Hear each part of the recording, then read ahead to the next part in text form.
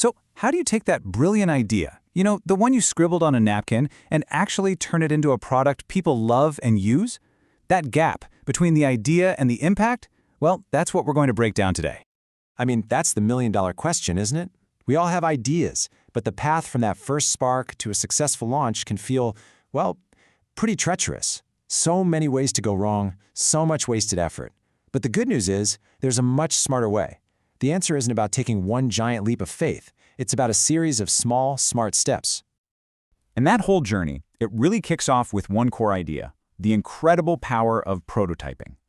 This is where we stop just talking about what we're going to build, and we actually start making it real. So what exactly is a prototype? Well, think of it as a way to make your ideas touchable.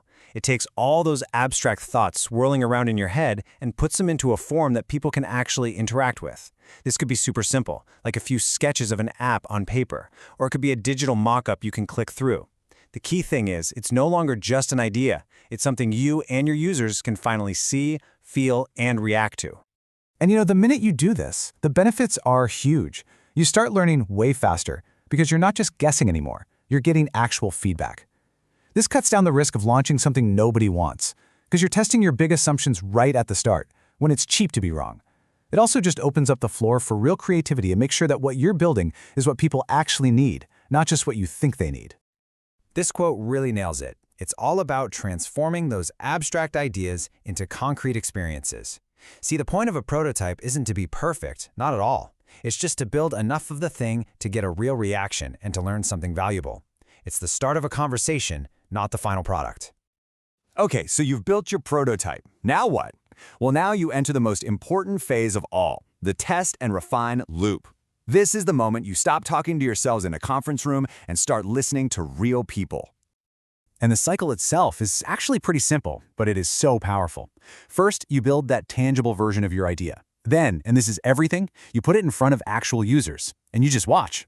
You're not selling, you're learning. Where do they get it? Where are they confused? What makes them pause? All those little observations become these incredible insights that you then take right back to refine and improve your solution.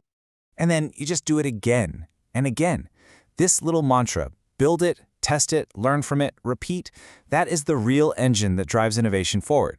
Every single time you go through this loop, you get one step closer to a product that truly works for people. When you see it laid out like this, it really shows you the two different paths you can take. The old way was always this big bet. You'd spend months, maybe even years, building something in secret, then you launch it and just hope for the best. The risk is off the charts because you only learn if you were right after all the time and money is gone. This iterative way completely flips that on its head. The learning happens before the big launch, so the risk is way lower, and every decision you make is backed up by actual evidence, not just a hunch. So why bother with all these loops? Why go through all this building and testing? What's the real goal here? Well, it all boils down to one simple, crucial thing: making dead sure you are solving the right problem. Because let's be honest, the goal isn't just to ship a product. It's to deliver a solution that feels like it was made just for your user. Something that's easy to use, that solves a genuine problem for them, and just makes their life better. This whole process is engineered to get that perfect match between what you've built and what your customer actually needs. And at the end of the day, this is so much more than just a cool design process. It's a really smart business strategy.